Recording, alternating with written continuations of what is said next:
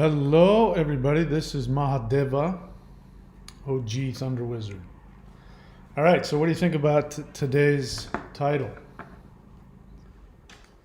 Are you spiritual or just crazy? Connection between psychosis and mysticism. Also, the difference between psychosis and mysticism. So, what is the difference between the deluded, out of touch with reality narcissist who believes themselves to be a walking, enlightened, saintly being who believes themselves to be one with God or believes themselves to be God? What is the difference between that person and the actual mystic who, through their spiritual austerity and their awareness, their consciousness, has awakened to the awareness of their unity with all things, the fact that they are in fact God? What is the connection? What is the difference? So it can be very confusing, and this is the minefield that we have to wade through if your desire is to experience a mystical spiritual path. And as you know, I spend a lot of time on my channel debunking and exposing some of the craziness, the narcissism, the lunacy, the delusion surrounding all kinds of spiritual paths, especially Abrahamic monotheism. How Abrahamic monotheism is actually the worship of one's own infantile narcissistic ego. But both the psychopath, the spiritually minded psychopath, and the fully awakened, enlightened spiritual practitioner, they both are seeking the exact same thing, the exact same experience, and this is why it can be confusing. This is why there are seemingly brilliant spiritual teachers, gurus, who actually turn out to be extremely destructive cult leader psychopaths. I'll name a couple. Carlos Castaneda comes to mind. His writings are brilliant. He definitely was channeling a very powerful spiritual teaching, I would say, in perhaps 2/3 of his books. There's a third of it where he starts to reveal his narcissistic lunacy and the destructive nature of the real core. And it is a well-known fact that he was, in fact, a very destructive, narcissistic cult leader. I'm going to step on some people's toes here, but Osho, nutbag, cult leader, drug addict, psychopathic narcissist. And but the thing about these psychopathic narcissists is that they have the ability to channel and understand deep wisdom. But of course, they're not able to apply it in their own lives. Osho, if you've ever hear about, Osho was first called Bhagwan Rajneesh. Maybe you don't know that. But I've been alive long enough to remember him back in the 70s when he was Bhagwan Rajneesh. And Bhagwan means God.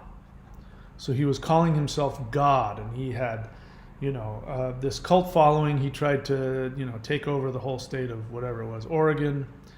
And he had 4 or 5, I don't know how many Rolls Royces he had. And he did all kinds of really crazy things. Really crazy, destructive things, but it's hard to tell. Is the stereotype of Jesus? Is he this outlier crazy wisdom teacher, or is he a psychopathic narcissist nutbag? So Osho and Carlos Castaneda, and it doesn't mean that, like, I mean, I don't have any with me because I picked up and moved, but I had Castaneda's, all of his books. I had them all underlined, and there's some things that are just absolutely brilliant. You know, the idea of being the, and here you can hear the narcissism, the perfectionism in it. When he talked about being the, what do you call it? I forget what the word he called. But it basically meant, you know, to live, to not indulge in your narcissism, but to have a relationship with objective reality. And, you know, there are other offshoots of that. I think Miguel Ruiz, I don't know anything about him, but Miguel Ruiz, the 4 commandments are definitely, without a doubt, taken directly from Castaneda's work. No two ways about it. I don't care what anybody says. And that's a brilliant book. The 4 commandments, or whatever it is, I forget what he calls it. Brilliant teachings, rooted in the delusion of a narcissistic cultic abuser.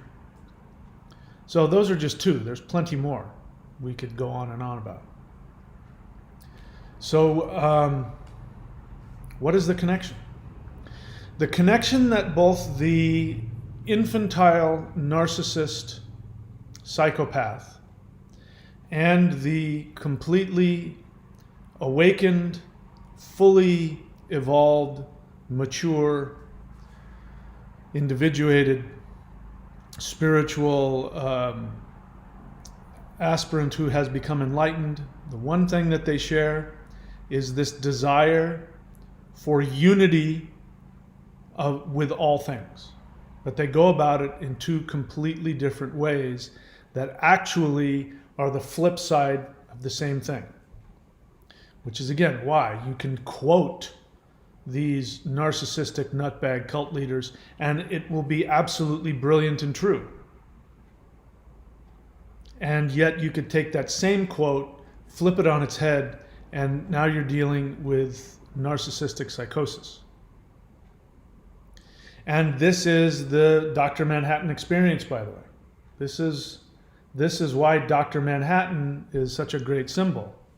Because Dr. Manhattan must go through this evolution of his human narcissistic psychosis and be transformed into awakening into being a god. And so let's talk about that. So here's the process of that from a psychological perspective. Infants. There's a reason why we talk about children being spiritual. We talk about infants coming straight from God, straight from the universe. It is a well-known rumor. It's a well-known rumor fact that little kids, the younger they are, they have this awareness of previous lives. They have this awareness of God. They'll say things like, I remember what God looked like, and I'm starting to forget what God looked like. They'll say things like that. We have this understanding. Little kids will say things, about the unity of the world that is amazing. And so we have this, if we're spiritually minded, we have this understanding and this feeling that infants have an awareness, and little kids are just coming from the unity of all things, and we should listen to them. And then they grow up, and as they grow up, they lose that, they forget, and they become human. And we go, the innocence is lost. And then they have to do what the rest of us do and work towards getting awakening to the infinity within. And so let's talk about what the difference is. So I'm trying to do this as you have to understand, I get these awarenesses in chunks. It's like they're downloaded into me and they explode inside of me like these chunks, big chunks. And then it takes me days, if not hours, to explain it. And sometimes there are so many thoughts going through my head, I have a hard time focusing on one at a time. That's why I wrote all my books, by the way.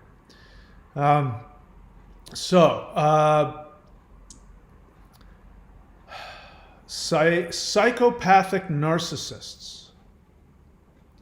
Psychopathic narcissists are simply unevolved infants in adult bodies.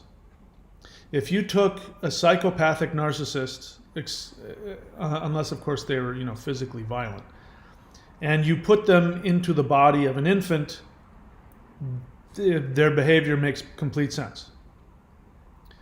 But you take that emotionally stunted 6-month-old, 1-year-old, and you put it in the body of an adult with an adult brain, you have a psychopath.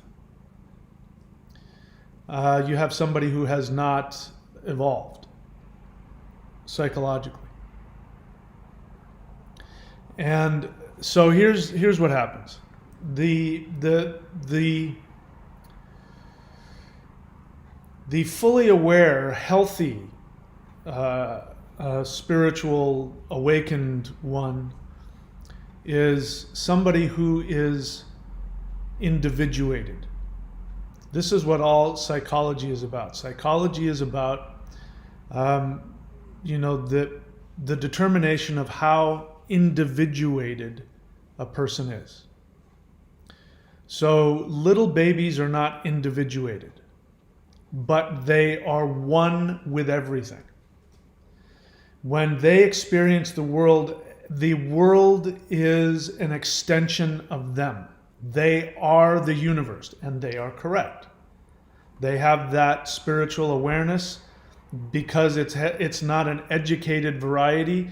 It's not anything big or amazing that they can hold onto, especially as infants. They can't say, I am enlightened. They can't, because it's just a fact for them. They are one with everything.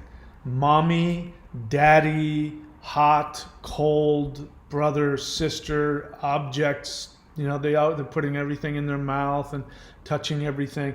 They are everything. They are connected to everything, and that is not something they need to have a big awareness about. That's just the fact of the matter. And so what ends up happening is that they have to go through the trauma of the harsh realization that they are not, in fact, everything, that everything else outside of them has its own existence. And so little babies then grow up wanting to control everything. They want to control mommy, they want to control daddy. As they get into toddlers, they want to steal somebody else's cookie.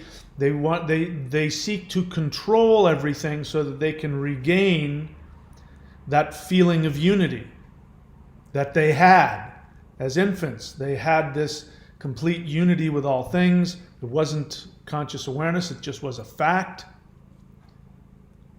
And when they run into this trauma of the continual realization that objective reality will not simply bow to all of their thoughts and their intentions and their desires and their demands, this creates a trauma within them. The parent, the mother especially, if the mother is a healthy, loving mother, then the mother will love the child through these continuous traumas. And the mother will validate the child's emotions. And so that keeps this safe experience of you have validity simply because you exist. And the child's experience is that I have feelings and I have sensations. And these cause me all kinds of different reactions and feelings and emotions. And the mother is there to go, yes, You are having all of these feelings, and that is why you are a valid individual, why you are the most important thing in the world. And so over time, as they grow up, they go through more and more of these injuries to their narcissism, which is they came into the world being one with everything. And just like being told that Santa Claus doesn't exist, over time they learn they are not one with everything. In fact, they're one with nothing except their own thoughts and feelings. That's the only thing that they have any real connection with. That's the only thing they can predict. They can't predict anything outside of themselves. They can't control anything outside of themselves. They lose their connection to being God, to being one with everything, and this is traumatic. The mother is the safe place that creates the space where the infant, the child can individuate. By the time that they're 3 and 4 years old, they start the individuation process. If they haven't, that's where you're going to see somebody, a kid turning into a psychopath. It's going to be, after they turn 3 or 4, that's when so somebody said it really well. They said, if you're a parent, you got 3 years to get it right. That's it. Kid's 3 or 4 years old, the damage has been done. In some cases, 6 months. If the child has not bonded with the mother and gotten that connection at the age of 6 months, it doesn't matter how much love you pour on them afterwards, they're broken. They may never fix. They may never individuate. So individuation means that you are aware that you have all of these traumatic thoughts and feelings. The trauma of not being able to control everything and have everything serve you. That trauma is offset because the individuated child who was nurtured and protected by the mother from the external world and was given the feeling that you exist and you have validity simply because you have feelings and sensations. That's all that's necessary for me, mother, which becomes an extension of God. That's the only thing that me as your mother needs from you is to see, feel, and experience you having thoughts and feelings. And when you have them, my job is to validate them. You exist. And then what happens as the child gets older? The child must then earn their validity through their deeds. Once they get past the age of 4 or 5 years old, this starts a chain where they get disciplined. They get taken to their room. They get punished. They have to follow rules. They have to abide by boundaries. And this is traumatic also. But this trauma is a healthy trauma because then they learn to dig into their identity, which was created by the mother. And when things don't go the way they want, when they experience trauma, which is objective reality saying no, when objective reality says no, you can't have that, it's a trauma for the 4-year-old, the 5-year-old, and they experience a life-shattering trauma. But what helps them get through it is they know, even though I have this feeling, I exist. I have value. Mommy says I am valuable simply because I am alive and I feel. And so the child then individuates. Then they learn to allow other people. This is where empathy comes in. You want to know what empathy is? Empathy is not having a feeling, I feel your pain. That is not empathy. That is narcissistic projection. There's nothing wrong with it when it's healthy for everybody, but it is narcissistic projection. I feel your pain, therefore I must take care of you. That is not empathy. Empathy is, I have value simply because I have feelings, but my feelings aren't what's important here in this situation. What's important in this situation is we've got another person with their own valid existence because they feel.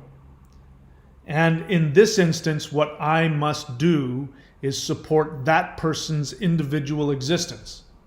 It doesn't mean you're filled with love, caring, any of the stuff the super empaths will tell you. Your intense sensitivity and intuition about what somebody's feeling is a great tool, but it is not empathy in the slightest. Empathy is the knowledge that I have value simply because I exist, not because of anything I do, but I realize that my value to the world now is based on what I do, not what I feel. And you have value simply because you exist, but your value to me is going to be based on what you do, not on what you feel. So that's individuation. In other words, somebody else's feelings will not have such power to determine your validity. Let me give you an example. This was something that I experienced at some time. I won't mention any names, but there was an individual who I will characterize as a people pleaser. People pleasers are very narcissistic. They don't appear that way, but they are very narcissistic. They're very selfish. They're selfish because they were programmed. As little kids, they were told that your worth is not based on the fact that you feel and exist. Your entire worth is based on making me happy.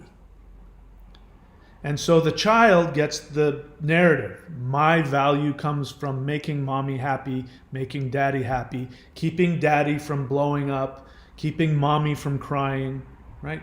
This is the creation of a people pleaser. It's a very horrific, traumatic experience. They grow up to be people pleasers, and these are the people who run around doing everything for everybody.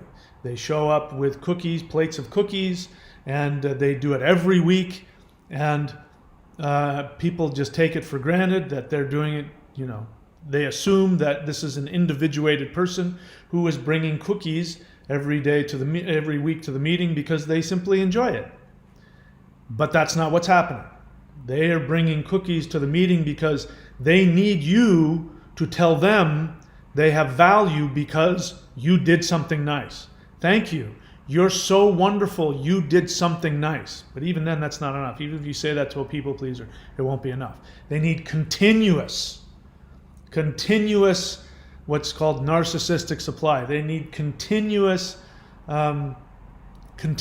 being told that what they're doing is good. They're a good person because you make everybody happy all the time. You're perfect. You have no flaws. You make everybody happy.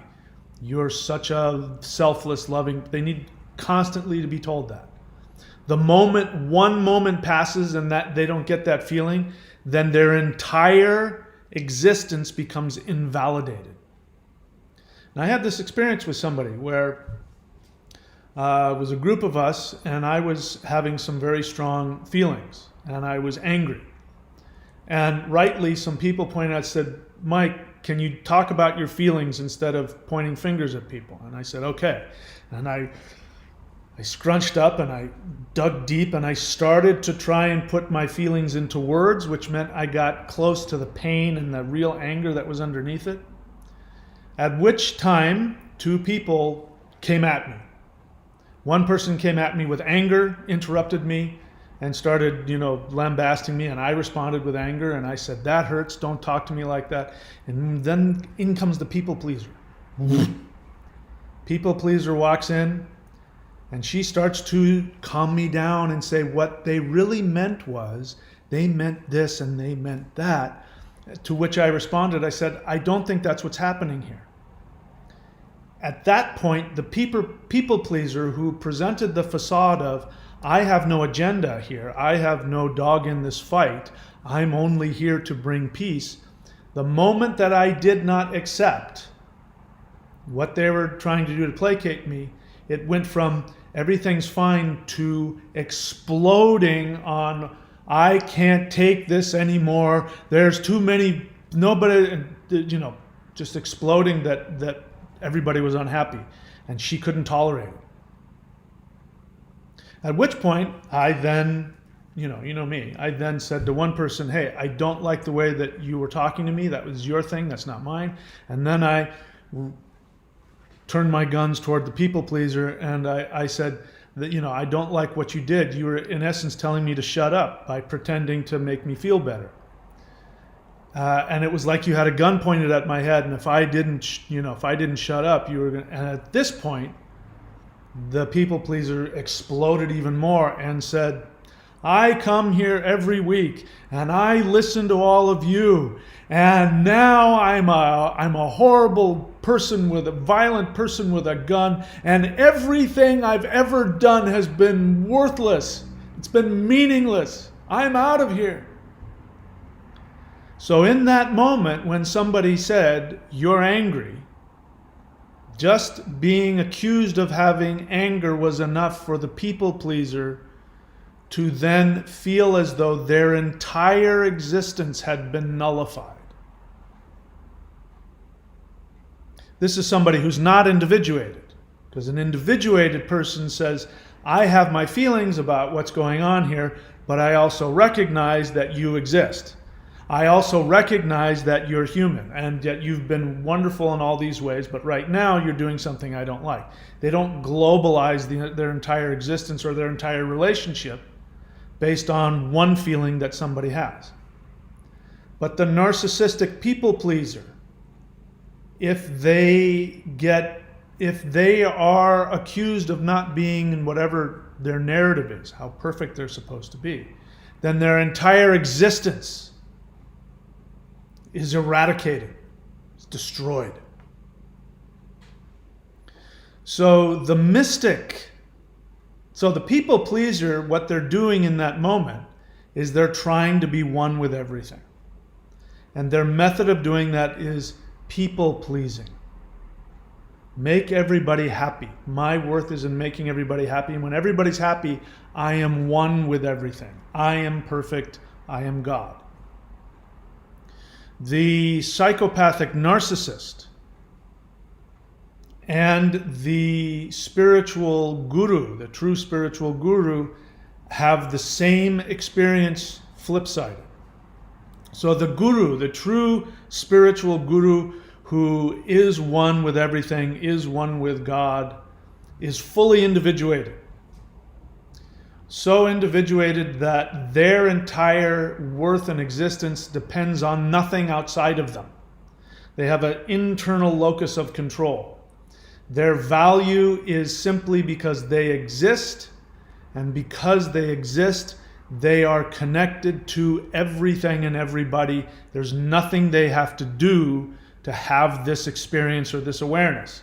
And this has probably come through many thousands of lifetimes and many years of spiritual practice. That's why you see the old guy with the gray beard sitting on top of the mountain, and people come to him and say, oh, Guru, what about this? What about that? And Guru says, just meditate. Don't worry about any of that. Because that's his experience. He has an internal locus of control. And even though he is affected by other people's thoughts and feelings, positive or negative, you may love him and he will enjoy feeling loved by you, or you may hate him and call him whatever you want to call him. His experience will not be changed.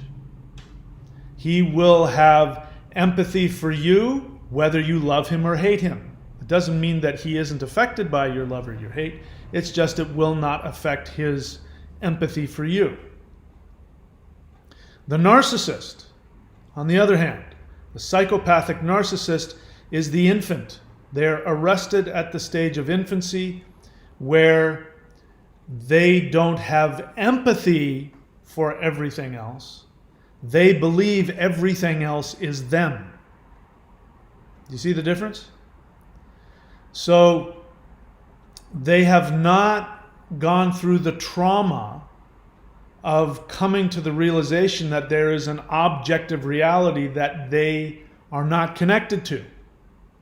I am not objective reality. Objective reality is different than me. It's apart from me. I am alone. That's traumatic. I am alone. I am not connected to everything. Mommy won't come when I call. I can't, my diaper is full and I can't change that. I am a victim of circumstance. So they don't have an internal or external locus of control. They're like an amoeba that's just connected to everything, and they have to come to the realization. So they have the opposite experience of when you have this experience of oneness with the universe, they're having the opposite experience. They're coming from that state of oneness into state of singularity, and it's very frightening and painful and all that kind of stuff. So what the narcissist does, we're talking about the psychopath. Psychopath is stuck at that stage where they are everything. And when the mother isn't there to create the buffer between them and objective reality, because the mother creates a safe bubble where the child goes and runs into mommy's arms, and mommy says, I am the only place in the universe where your worth is only based on the fact that you have a feeling. Everywhere else, daddy will tell you what to do, daddy will give you boundaries, little brother or big sister, they're going to pick on you, but mommy loves you unconditionally simply because you exist. And because the narcissist did not go through that experience, the narcissist can never individuate. So what you end up having with a narcissist is that they have this experience that they are one with everything, but it's not that I'm one with all of these individual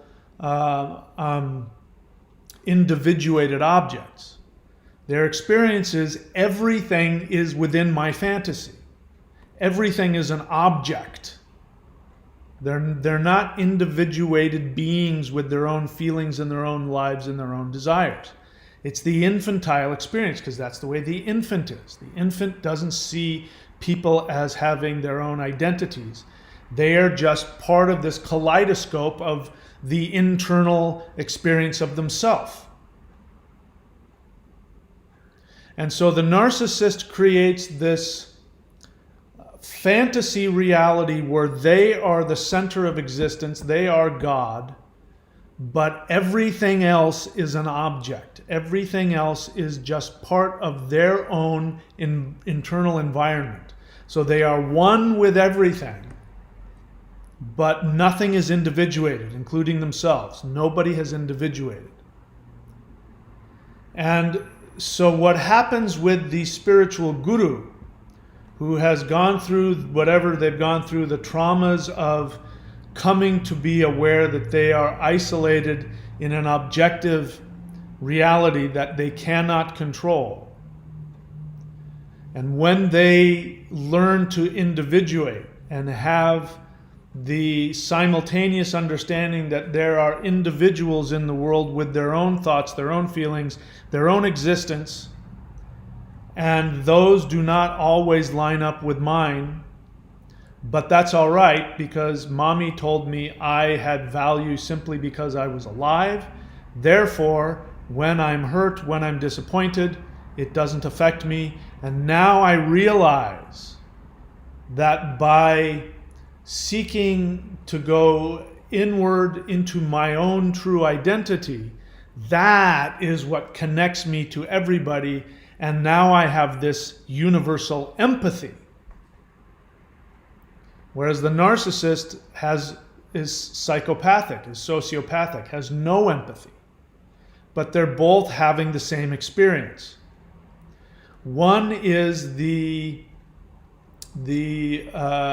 guru infuses himself with objective reality so that he can take his unity and he can become one with you, which means he can flow with you because you have your own being and life and feelings and desires, and he now recognizes that that is him, but he has empathy.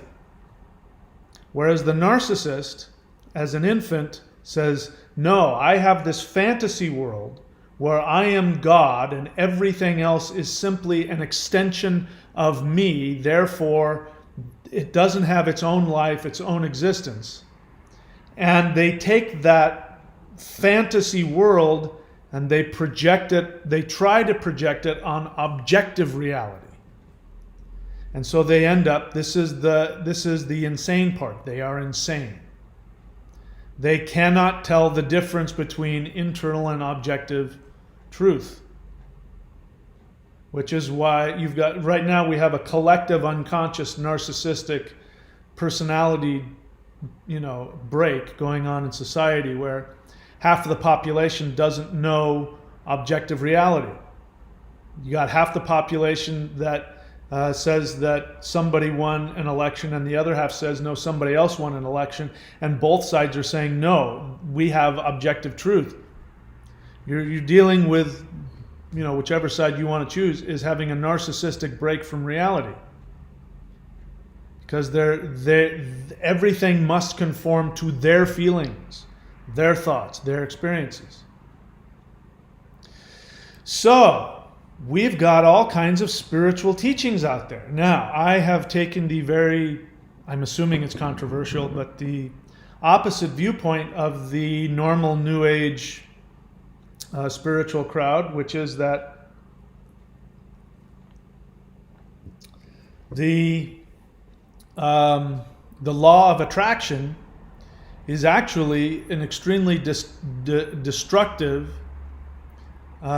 experience of a narcissistic universe. It is this what I'm talking about, the fantasy, the internal falsely created fantasy of the infantile narcissist and projecting it onto objective reality.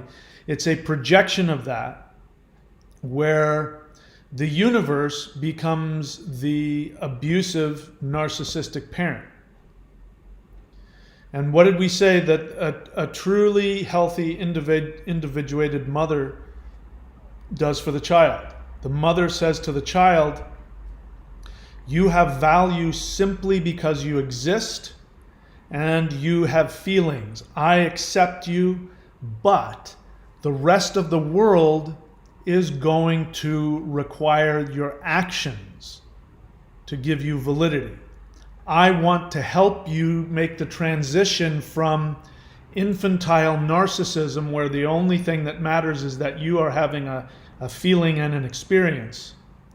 And I want to transfer you into the world where you can do that for yourself.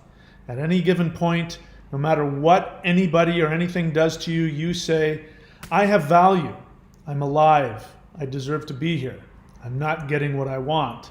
In order to get what I want, I must have empathy for that other person and follow the rules or follow their, give people their space. This is the healthy way.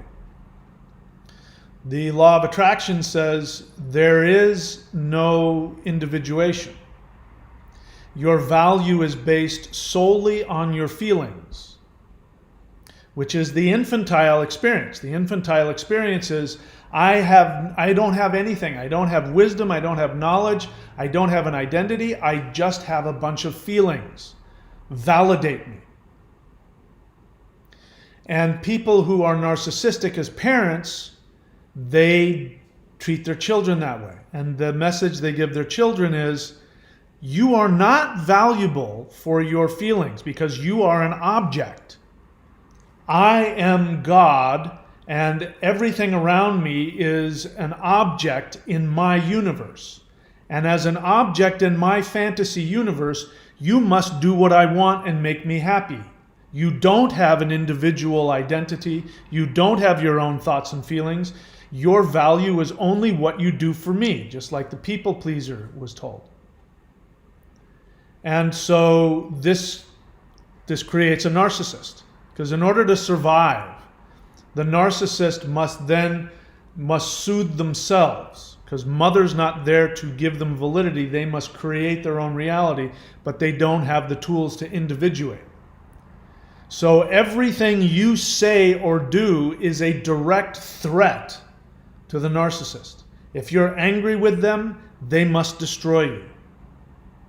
If you love them, they must consume you.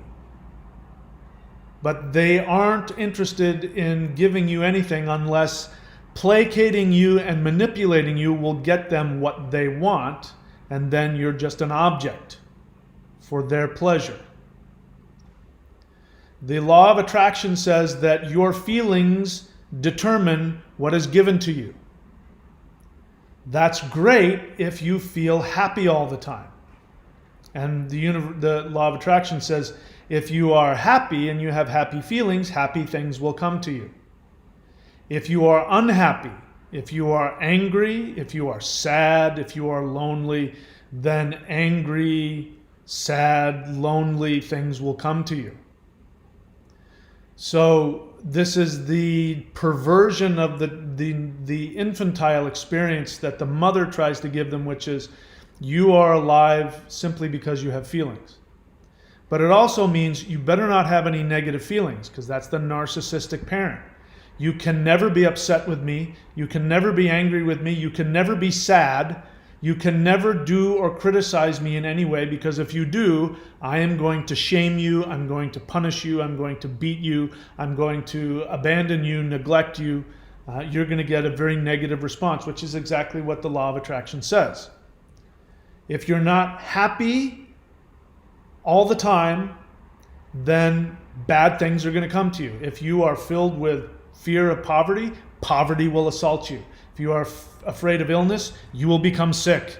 If you are lonely, then you will stay lonely. Nothing will come to help you resolve your feelings. It's only this narcissistic feedback. I'm happy, good things come to me. And then what happens? The person can't stay happy forever, and they get sad and angry, and then they project onto their reality that they're poor, miserable, etc., etc.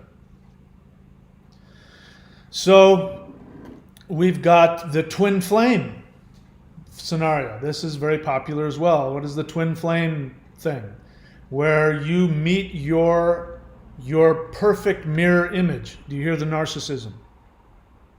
You don't meet another person with their own identity, with their own individual life, thoughts, feelings, karma. They are simply you.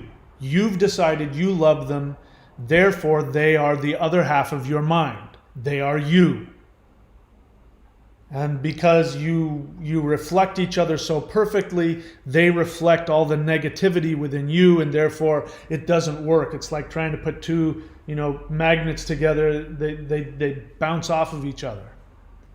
And then in order to survive that trauma of not being one with yourself, with your other half, in order to survive that trauma, you then create this narcissistic reality which people call the 5D, the fifth dimension. And then you escape objective reality. You don't learn from the trauma of not getting what you want, that's the lesson of objective reality, is you can't simply narcissistically command everything. Everything else has its own individual thoughts, feelings, worth, and value, and you must navigate that. You must go through the trauma of not having your narcissistic demands met. And so instead of doing that and healing and learning how to truly have empathy and love somebody who's different than you, who can be your soulmate, your life partner, but they're different from you. They have their own thoughts, their own feelings. They're not just the other half of your soul. They're somebody else. Then you learn to grow and individuate. But instead of doing that, you say, this is my other half who that's running from me. And so I'm going to escape into the 5D. And I'm going to have a fantasy relationship with the true aspect of them, and we will truly be together, and they will take the other person hostage in their own false fantasy that they've created. This is the difference. They're both spiritual paths. Love and light, twin flame, 5D, super empath, law of attraction. These are all narcissistic, psychopathic expressions of infantile unity with everything, but from the psychopathic fantasy of narcissism. And it sounds very good. It sounds almost exactly like what you hear when you hear some guru say, there is no separation between me and everything else. It's not because these objects have bowed down to him. It's that he, in his individuation, has an internal locus of control. He is so comfortable within himself that he knows he is God, he is connected to everything, and with that he can enjoy and then empathize. So his unity is because he empathizes, and as a result of his true humility, he then becomes one with all things. And this is the dynamic. So the infant and the wise old guru both have come full circle. So the guru is about to die his last life, and he will go into unity with the universe. And if he's reborn, he will come back with that experience of unity, and then he will have to wake up again to individuating. And he will go, that's why you don't remember. Because you have to go through the trauma of individuating all over again. So I don't know if that makes any sense or if that helps you, but this is the difference between, now let's talk about Kundalini psychosis. Let's compare Kundalini psychosis with what we're teaching here in the 90-day challenge. What Kundalini psychosis versus the transformation that Dr. Manhattan goes through. So if somebody is suffering from Kundalini psychosis, they are going to have the delusion that they have become Dr. Manhattan. If you're familiar with Kundalini psychosis, it's when somebody believes that their Kundalini has been awakened. They will very often have physical experiences of their nerves tingling. They might have pains or intense fire or intense tingling or all kinds of physical sensations. Their nerves are going crazy. They will also have delusions of grandeur. They will believe themselves to be God. They might have out-of-body experiences. They might have visions.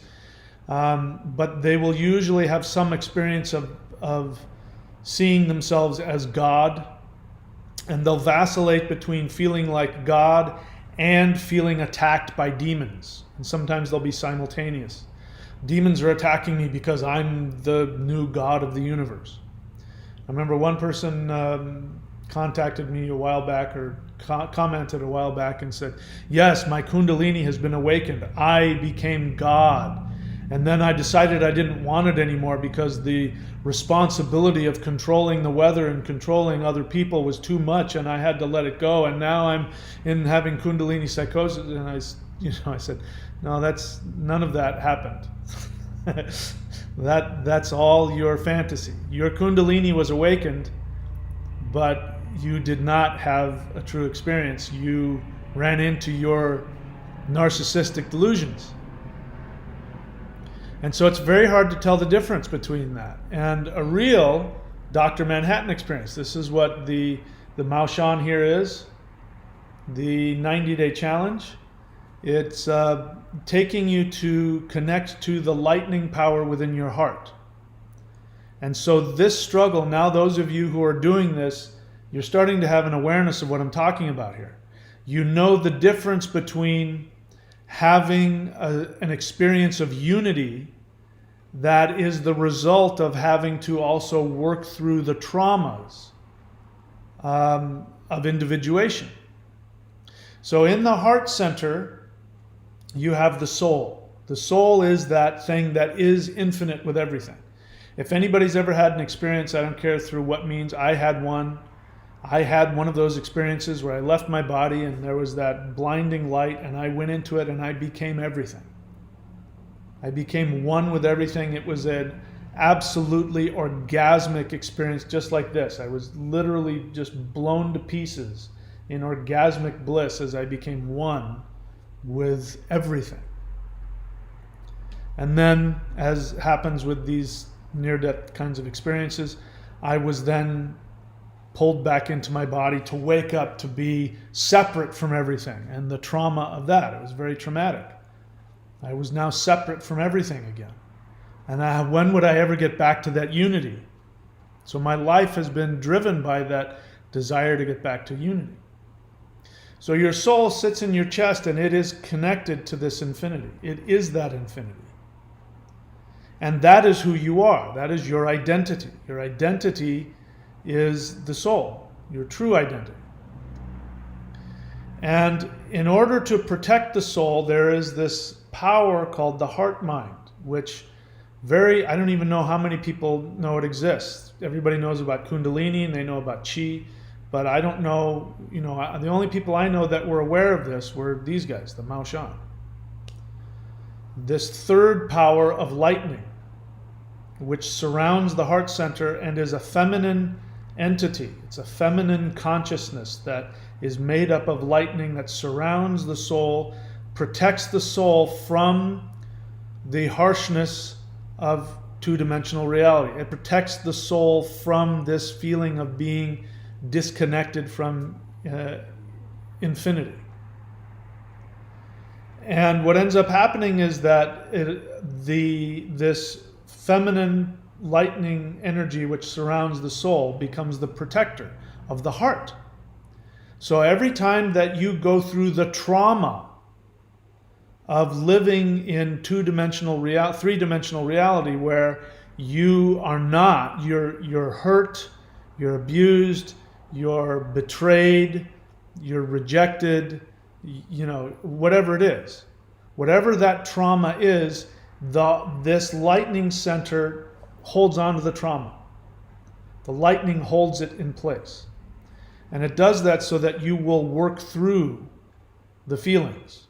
We do this in the 90-day. We use the 5 elements. We use the 5 element breaths, the 6 healing breaths.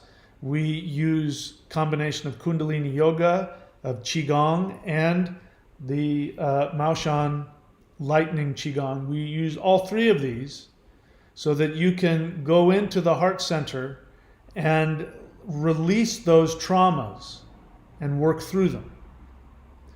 And so if you read any of the comments, or if you subscribe, you will read people's comments of how they're doing it, and a lot of these feelings are coming up, and they're having these simultaneous experiences of having a lot of spiritual energy and at the same time having a lot of emotional challenges and experiences that are coming up. And that's because what's happening is that you're learning to truly individuate and have that experience of going back to becoming one with everything. And this is why the Mao Shan spirit fighters had such power. Somebody contacted me because they searched and they dug up an old video of me from about 10, 12, when was it? Maybe 15 years ago, of me demonstrating on one of my students. And I don't show that, but demonstrating how fast and how powerful. You'll see the guy's twice my size, and I just barely tap him a bunch of times, and he crumbles. The energy just goes right through him. This guy's a martial arts expert, by the way. And that's because you learn to become nothing. This is where we go with this. You go from nothing to something, back to nothing again. And this process is the process that I just described to you. As an infant, you are nothing. You are connected to everything. Then you become something. You become an individual that has no power over this giant universe. And then you become nothing again. And this time you're individuated and connected to everything.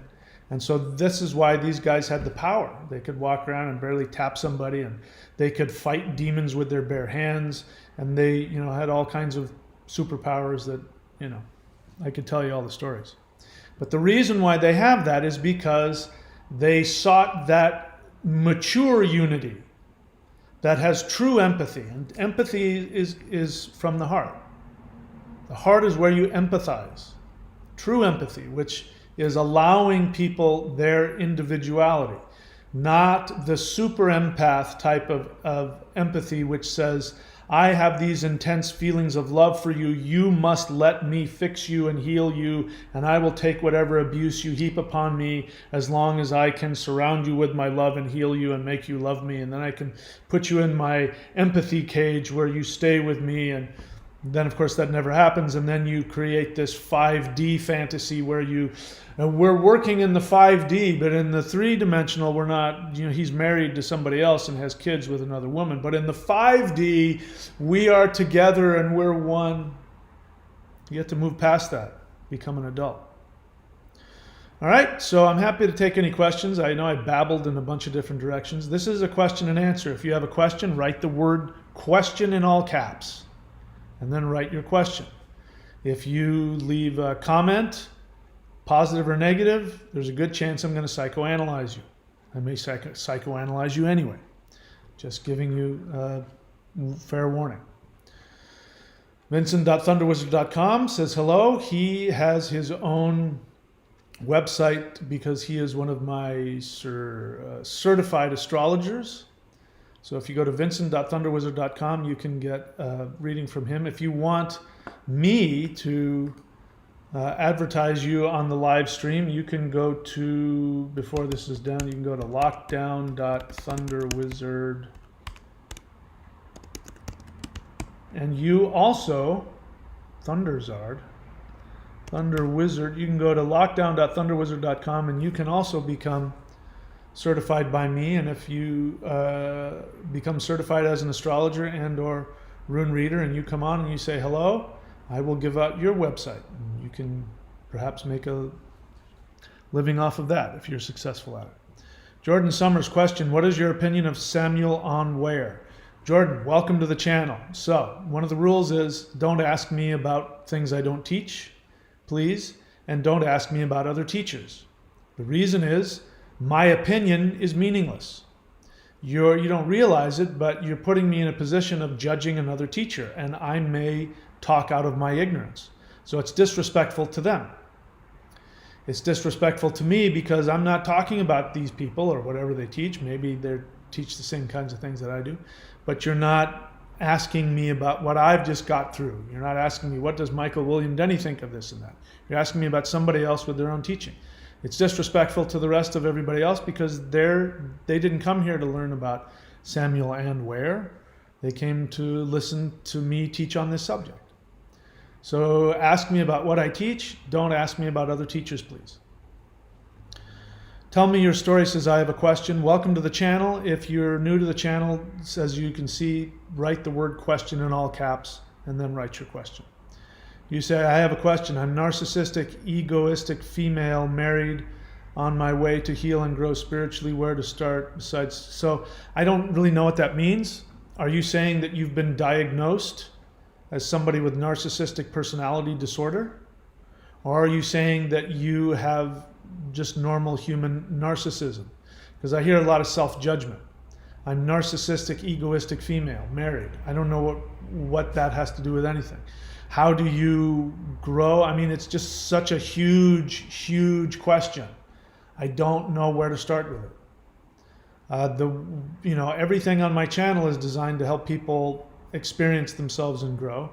The latest thing that I've worked on that I'm sharing is this 90-day Warrior 90-day challenge. So go to thunderwizard.com, click around until you see Warrior 90-day Lightning Qigong, subscribe there, and then you'll find videos where I take you through these exercises which are designed to do exactly what we just talked about.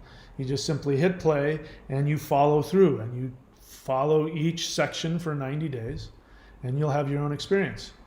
If you don't like it, you can unsubscribe. Other than that, your question is just way too huge. to, where do I start? Start at the beginning. Start wherever you're at. Learn how to meditate, find a teacher. It's probably good for you to find a teacher. Jameson Son, honest feeling, lost and paralyzed regarding my global friendships. I only want to reignite those on the path. Scared of my self-judgment, projection prevents me from accepting others and having genuine friendships. Yep, that is an honest feeling, all right. I relate. And again, as I always say, Jameson, it's just a feeling. Your true empathy comes when you follow the actions you know you need to take for your benefit and everybody else's. The feelings you have are irrelevant. Have them, love yourself through them, and take positive, constructive action. All right. Scott Bonata throws out not even a full sentence and wants us all to understand for some reason that it means something. If you have something to say, write out a full sentence with a subject, an object, use punctuation. Because isn't communicating your thoughts and your feelings important to you? Or are you so wrapped up in your narcissism that 3 words disconnected without any subject, object, or anything like that, that's enough for you? You just had the experience of, I wrote down my feelings, only I understand it, but that's okay. I put it on. I mean, this is modern times. This is the internet. You're sitting there with your phone and your thumbs and reducing everything to, emojis. And then Scott Boneta has his own experience. So Scott Boneta, this is my classroom. This is not a free-for-all. If you're here to learn, welcome. If you have your own opinions, go write your own books, make your own videos, and we'll all come and watch you. If you continue to do it, I'll probably end up blocking you, just so that you don't distract me or other people. Tell me your story, self-diagnosed, and I'm pathological liar. So you don't have the ability to self-diagnose. You don't have that ability. Self-diagnosed is what? Have you diagnosed yourself as a narcissist? You don't understand what a narcissist is. For one thing, narcissists, if they, especially like true psychopathic narcissists, they don't see themselves as anything. They see themselves as perfect. They would never self-diagnose themselves. So you're probably neurotic, which most humans are. Anyway, if you really think you have a problem, go see a psychologist and get diagnosed. You can't diagnose yourself. You're not qualified. If you were nuts, as I said, you wouldn't know what to diagnose anyway. Ian Smith question, my energy feels like it's splitting into 3 different forms at times. Is that a normal part of the process, or am I doing something wrong? I have no idea. Are you one of my students? Are you doing the thunderwizard.com Warrior 90 Day? I can't tell you. I've never heard anything like that. That sounds like something's going on psychologically, not energetically. But I don't know enough to be able to answer it. Jameson Son question. I crave the mystic experience and have had moments of true unconditional bliss in meditation. Is there a way to distinguish what is escapism and what is authentic, loving approach towards that? Well, again, we have your judgment of yourself. So you can't even allow yourself to have an experience without judging yourself for it. That again, as you know, I have Jameson is one of my apprentices, so I know a lot about him. So Jameson, just do what makes you happy. That's all you need to worry about. That's it. I mean, I could go on. There is, somebody wrote me, was asking questions and said that they wanted to achieve enlightenment, and then they went on to describe enlightenment as something about like destroying their identity, destroying their ego and becoming nothing. And I said, that is not mysticism, that is not enlightenment, that is suicide. So that means you're escaping your pain by trying to destroy your individuality. You hate your own existence. This is what happens with people who are given conditional value based, when they don't get the mother loving them and saying you have value simply because you exist. When that doesn't happen, then, as I said earlier, their entire existence, their entire validity is based on being recognized for what they do. Their value is not in who they are, but in what they do. And the difference is that as an individualized adult, you understand that your functional relationship with the world is based on what you do, but your validity and your existence is simply based on the fact that you exist. There's a difference. But for those that don't have that, their entire essence hinges on what they do, not on who they are. And so when somebody has that, they try to live up to that. They try to be whatever it is they're supposed to be. Objective reality says that's not how this works, which they feel is they have been completely invalidated. The pain of feeling like they don't deserve to exist is so horrific that they seek out drugs, alcohol, and they want a mystical experience where they disappear. But that's not the same. Disappearing and losing your ego, and your ego is bad. This is again another the New Age nonsense where everything is love and light and you can't have your own egos. Christianity, the same thing. You have to abase yourself and carry your cross, but you can't have your own pride, your own ego. Only God, only what God wants matters, and pleasing God, even if that means destroying yourself, whipping yourself. This is also what's happening with the whole no-fap thing. This whole nonsense that people are talking about how, to be spiritual, you have to be celibate. And that's a whole other thing. It's that has nothing to do with being spiritual. People hate themselves for their own sexual feelings and desires. I experienced it, but it's much worse now because of, the availability of porn. And little kids are getting access to hardcore porn. And it's fucking them up in such huge ways that by the time that they actually go through puberty and have sexual desires, they are so confused, and they sex is this objectification thing. So, there's a difference between abstaining from porn and being celibate. Those are two different things. Two completely different things that have completely different ideas. So, but there's this feeling that sexuality is bad. Releasing your sexual fluids is bad. Having orgasms is bad. These are bad and evil. And this is coming from that same self-guilt, kind of false spirituality that is rampant. It's along the same, you'll have the same person. Somebody who's following the law of attraction will also be somebody who hates their sexuality, who also wants to take ayahuasca and other things and get high and take shrooms and smoke a lot of weed, and they want to die to their ego and become truly love and light and spiritual. And it's all a means of self-hatred. It's the opposite of spirituality. Spirituality says, I am a soul. My soul is infinite. I want to expand the power of my soul so that my soul, through my soul, I can connect and become one with everything. That's a whole lot different from either the narcissist who says, I am imposing my fantasy on objective reality and you are all objects within my fantasy, or the reverse narcissist who says, I don't deserve to exist. I will gain my worth by destroying my essence. So that's what was behind I want to annihilate, that's what he said, I want to annihilate my ego. That's suicide. That is not spirituality.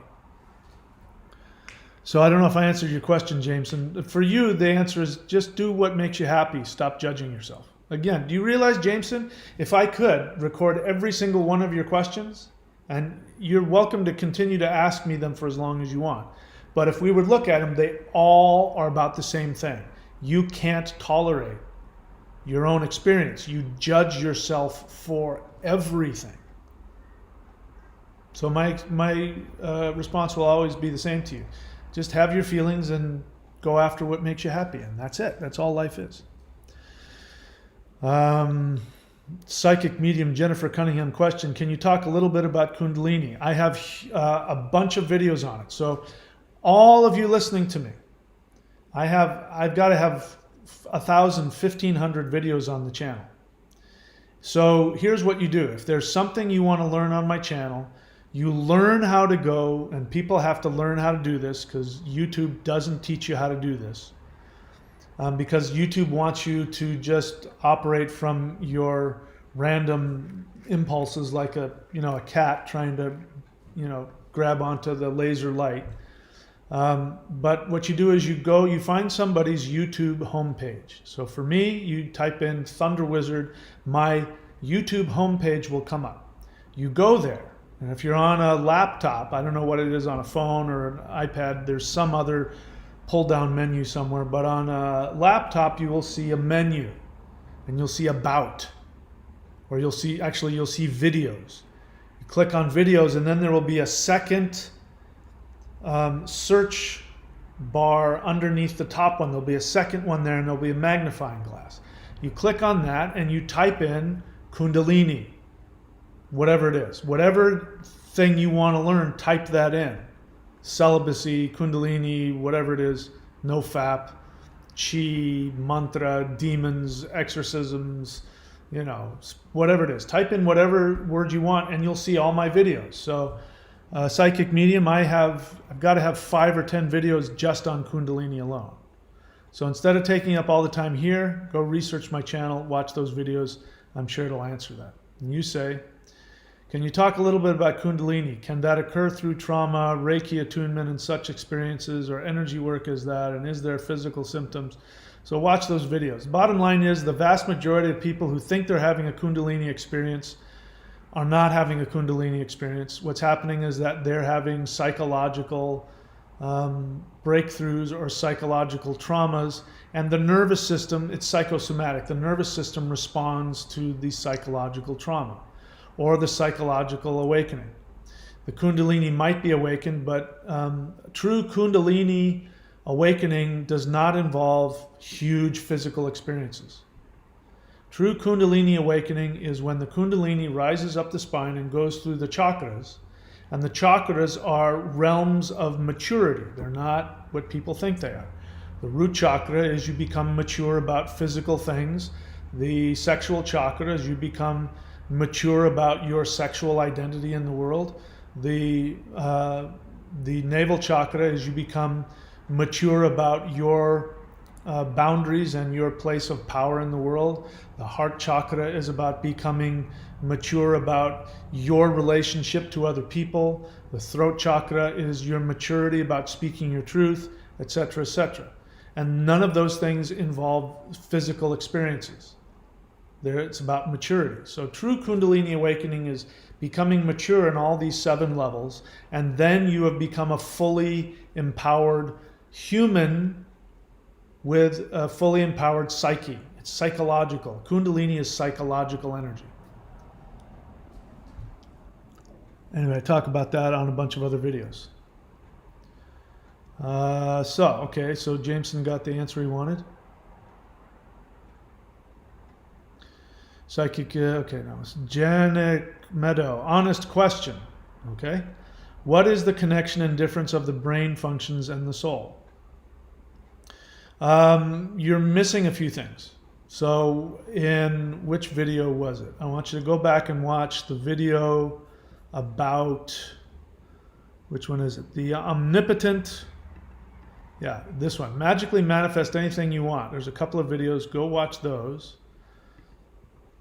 And there's one where I talked about,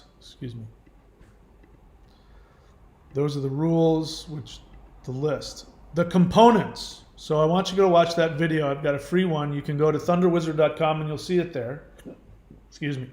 It's the Omnipotence series, which if you go to thunderwizard.com, you can subscribe to the Manifestation Mastery course. And I have member-only videos there, but there's one there that I've given for free to give you an idea about it. And it's this one, the Omnipotence Interface Components. So you have a soul, you have a mind, you have a personality, you have a higher self, and you have an intellect, which is a 3D interface. So your brain is a computer.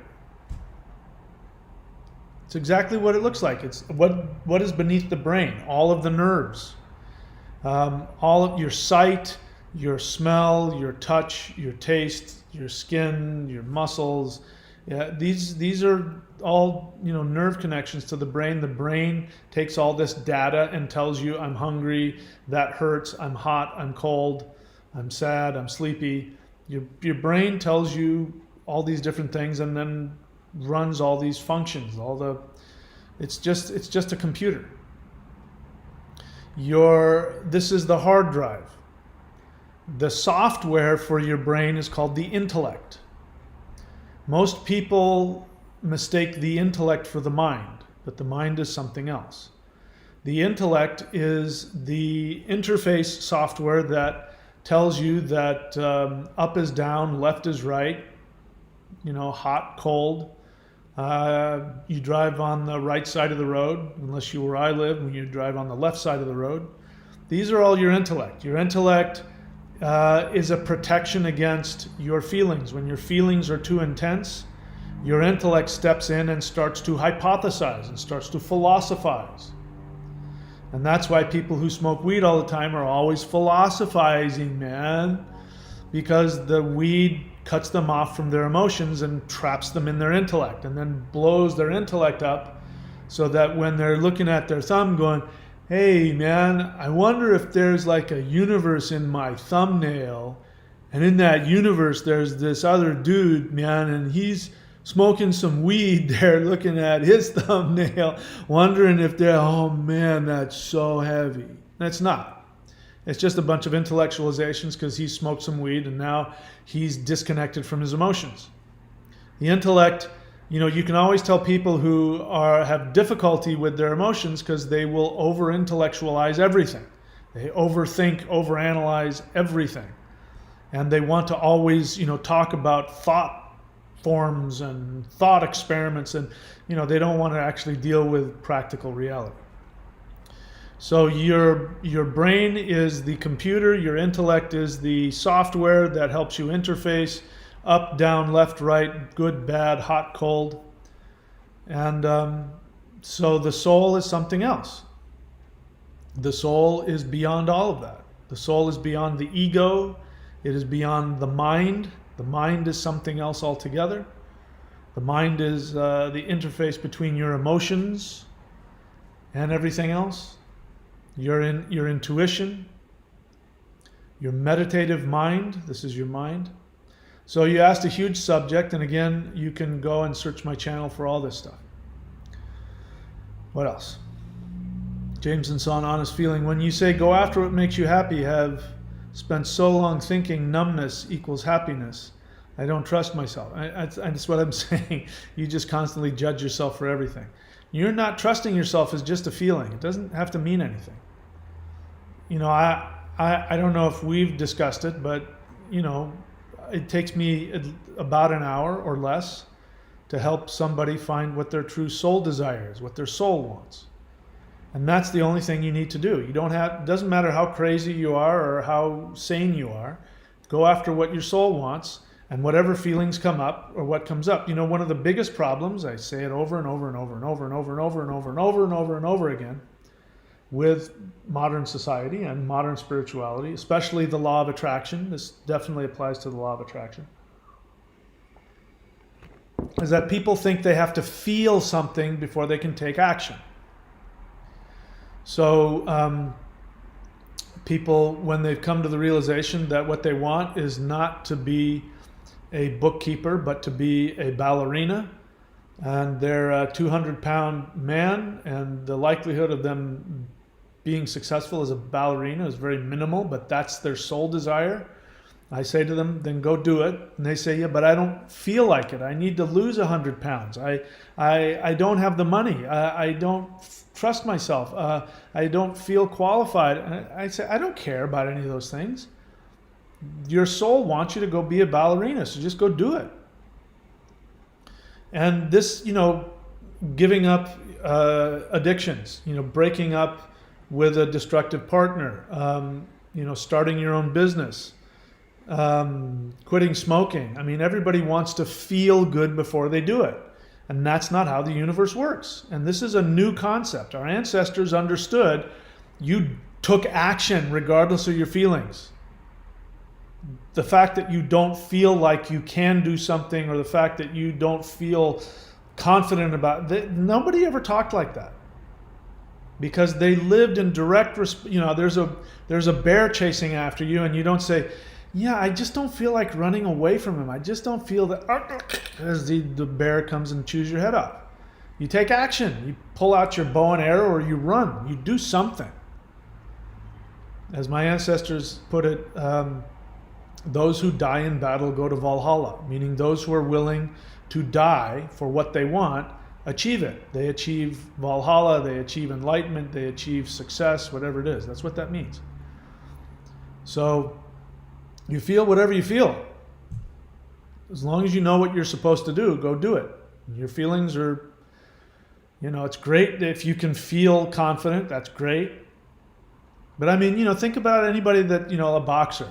How many boxers would actually show up to their fight, when they were scared? I mean, I heard Mike Tyson say that he was afraid, something to the effect of that he was afraid of every fight.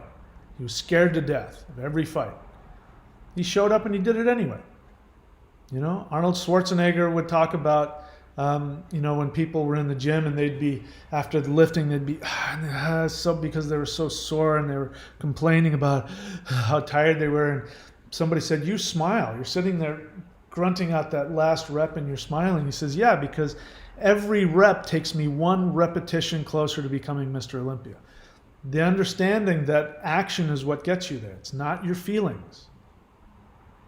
This is all about individuation. If you're individuated, you go, I know I don't feel it, but I have value and I deserve this. Just go do it. Let's see. You say, does shamanic secret cover relationships, or is it more Orlog focused? Again, you're thinking so hard, I can't even answer the question. It's so intellectual. Vincent.thunderwizard.com. Mahadeva, you missed my honest feeling above. All right, let's go up there and take a look at it.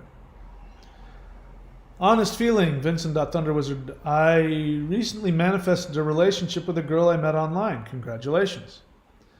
I feel nervous about beginning a new relationship. I'm both elated and nervous at the same time. I totally understand. It will be, I hope it's everything you ever want. And whether it's good or whether it's bad, it will be a learning experience. So enjoy it, my friend. Best of luck to you. I hope it all is everything you've ever wanted. Psychic medium Jennifer Cunningham question.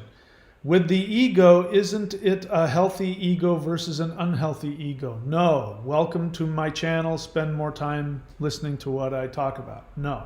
There is no such thing as unhealthy ego. There's no such thing. That's a new age, Christian nonsense, garbage. There's no such thing. A narcissist is not somebody who has too much ego. A narcissist is somebody that has no ego. Ego just means I, identity. So a narcissist is somebody that actually has no ego and overcompensates by acting as though they have the hugest ego on the planet. But it's an overcompensation. It's smoke and mirrors. There's nothing to it. You either have an identity or you don't. And identity problems are, somebody isn't fully individuated. So no, there's just the ego. There's no good or bad ego. And psychic medium Jennifer Cunningham, go and watch my videos. The Shamanic Secret Commandment to a Perfect Life. There's a book I wrote. You can read the book. That'll explain everything to you. If you don't want to read the book, then you can watch the videos. By the way, learn to go to my channel. As I said, learn how to search and also look at the playlists. Randomly jumping from one video to another, I get it, but this is what let me see if I'm pointing to the right thing here. Yep. This is what the thunderwizard.com site is all about. If you go to the thunderwizard.com site, you will see a bunch of different, I don't know how many, 3 or 4 subscription levels. People didn't know, I had so much information, they didn't know where to start. So if you don't know where to start, go and subscribe at the lowest level, the Mastery of Shamanism.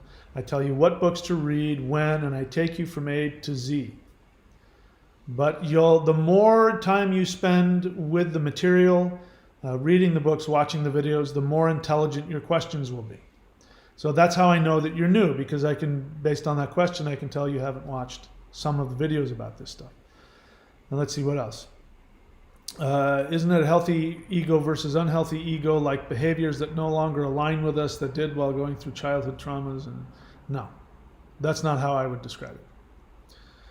Let's see what else. Rigoberto Sosa. That is not a question. All right. Eon Smith, question. I apologize if it's there. If it's there, I couldn't find the video. Can you talk about chakra stones? I've never made, you haven't found it because I've never made any video on chakra stones. I don't even know what that is. What are chakra stones? I know what the chakras are. What is this chakra stone stuff? I don't know what that means. So you're not wrong. There is no video on my channel about chakra stones. What else? Nothing else? Okay, no more questions. All right, so let's do some business. The maoshan.thunderwizard.com. I am going to be uploading the fire element soon. Every time I upload a new element, the price goes up. Eventually, all 5 elements. The forms over here, what I'm doing, this is the wood form. So there's wood, metal, fire, water, earth. And what you do with these forms is you become the element. Your body physically becomes that element. And you learn all in the 90-day challenge. You're supposed to do them together. In the Warrior 90-day Lightning Qigong, we talk about the 5 elements and what they represent, and how they're used in mysticism and spirituality to refine your energy and refine your identity. And so these forms are physical. You physically tap into those elements. You literally physically become them. If you were to train in this as a martial art, which I'm not teaching at the moment, but if you were to train in it as a martial art, you would actually, when you strike somebody, you'd be striking them with that element. And they feel it. Wood feels like you're getting hit with a block of wood. Metal, when somebody hits you with metal, you feel the energy slicing through you. Fire explodes and starts burning through you. Water feels like you're getting hit by a giant tidal wave. Earth, in the one video I may show it, I barely tap a guy with earth, got twice my size, and his whole body goes down and his arms go numb. And I just barely tapped him with a little bit of earth. You become the element. So this is this right here is the most powerful spiritual practice on the planet that I personally have ever experienced. So if you want that and then do that in accordance with that, then you will be following my new modern version of the ancient Maoshan Taoist sorcery tradition. And then of course we've got the other stuff there too as well. We've got, if you want my books, you can go to courses.thunderwizard.com. That has all of my books and all of my teachings and certifications and everything else that you could want to get your hands on. What else? Fim Sample says, I missed his question. See, this is why I like people to write the word question, because it's easy to miss people's question. This person did. Fim Sample CG question. If I have an issue with myself that I want to solve, which is lack of discipline, should I focus on where it came and why it happened, or should I focus on just solving it? Fim Sample, first off, I can tell you're doing this alone. You would benefit greatly by having a mentor or a teacher, because you don't even know if that's your issue. I mean, I don't believe that there's such a thing as lazy people. I don't believe it. It's just that the desire or the urge to sit on the couch and eat Cheetos is stronger than the urge to go get up and, whatever. People who sit around and smoke weed all day, we'd say, oh, they lack motivation. No, it takes a lot of energy to find weed all the time. It's easier now, but when I was a kid, you really had to go find it. But truth is, sitting on your ass and fighting the urge to go to the gym or go meditate, the energy you put into fighting the urge is energy. You are putting energy towards something. So I don't agree with you that you have a lack of discipline. It's just that you have a resistance to whatever it is that you want to do. Go to the gym, quit smoking, whatever it is. You have a resistance to it, and that resistance is stronger than your desire. So stop telling yourself you have a lack of discipline, because I don't believe it. Because you put a lot of discipline into not doing it. And you want to ask me, should I focus on where it came and why it happened, or should I focus on just solving it? The reason why I do this stuff is because it gets me high. I get physically high from it.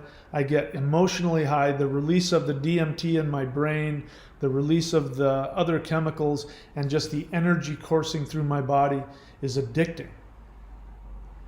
So I believe in doing things that there's a payoff.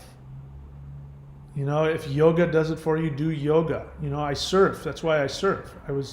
I'm kind of angry with myself because I got up too late and I wanted to go today, but I waited too late and the tide got too low, and so I didn't go. I'm going to go tomorrow. But I surf because I'm addicted to it. So, people want to fight their addictions. Just focus your addictive energies towards healthy things. I make fun of people who smoke weed and take ayahuasca and all that, but I would do that if it weren't for the fact that this stuff is more powerful. It just happens to be it's also healthy. So it's a healthy addiction. I'm addicted to the pheromones that I get when I go to the gym and I lift. It happens to be as a almost 58-year-old man, that's a really damn good addiction to have, because I'm going to be alive and healthy. My new hero is this 81-year-old professional CrossFit champion who competes in like worldwide champion CrossFit with the best in the world. He's 81 years old. He's my new hero. So he's addicted to working out. So find something you're addicted to.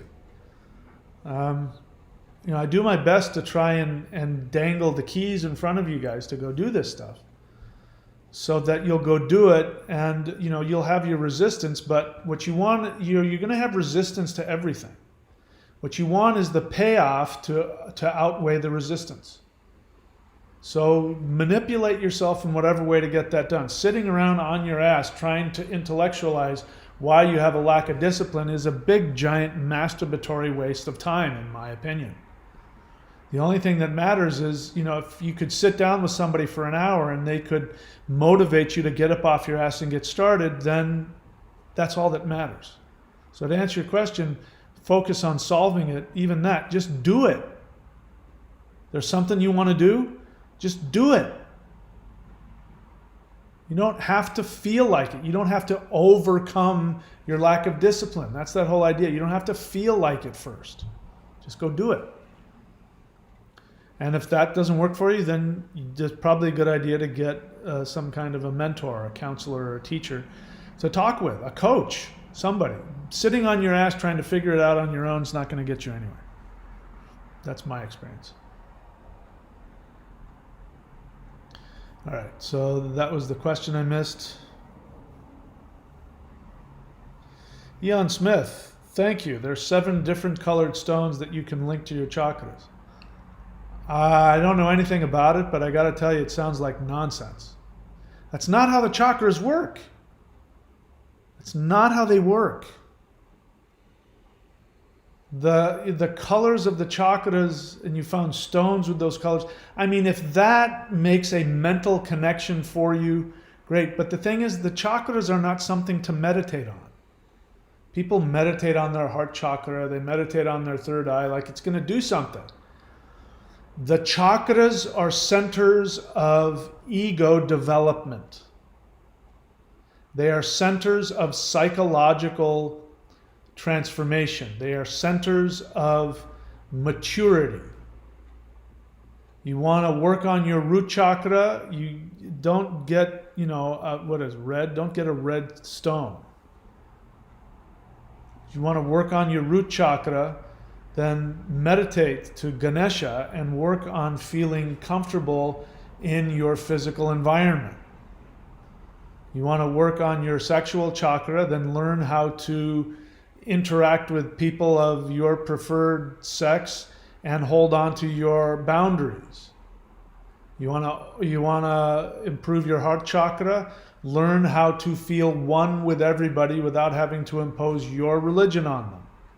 Learn how to have compassion and empathy for others while holding on to your own identity. This is working on your heart chakra. This whole idea of chakras, I got nothing against it. If you want to get chakra stones, great. But I think whatever you've heard is just fantasy nonsense. I'm not saying it's bad or wrong or, right or wrong or good or bad. It's just that it shows a complete, and by the way, most people have no idea what the chakras are about. So, you want to get colored stones for the chakras? Go ahead. I don't think they're going to accomplish much of anything unless they motivate you to do proper meditation and take proper action. You want to work on your heart chakra? Go down to downtown and feed the homeless. That'll open up your heart chakra. You want to work on your throat chakra? Learn how to communicate your thoughts and feelings in a constructive way. That'll open up your throat chakra. See what I mean? That's what the chakras are. They're not that other stuff. That's silly, childish nothingness. Phil Hecht, if you have a question, write the word question, otherwise I'll miss it. You say, how do I talk to normal people when logic fails? Kind of stuck with basic people. So Phil Hecht, here's the deal. You're not what you think you are. You are trapped in your own narcissistic fantasy of yourself. I don't know you.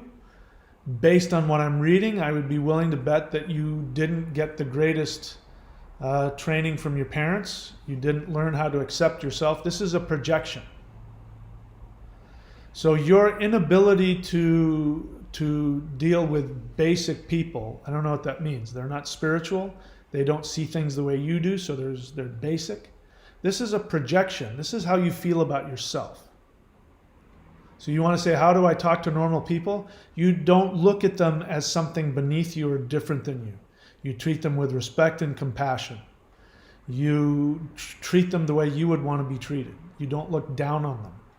Your feeling of I'm disconnected to them, I don't relate to these normal people, is your narcissistic fantasy, which is you feel unworthy, you feel basic, you feel normal, whatever that means to you. And you're projecting it onto other people because it's uncomfortable. This is a narcissistic, this is how narcissists talk, just to let you know. I don't know you well enough to know if you really are a narcissist or if you're just struggling. If you've been through a painful childhood and you're struggling trying to feel loved and connected. So my first thought is I would go find a psychologist. You sound like somebody who has some unresolved childhood issues. I have a psychologist. I see a psychologist. I have group therapy. I have 12-step stuff that I've been doing for almost 40 years. If you think spirituality is that I have done it by sitting on my ass and making myself feel superior and different to everything, that's not at all what's happened. I'm as screwed up and human as anybody. I'm a normal person. I'm a basic person. And so are you. And that's okay. Nothing wrong with that.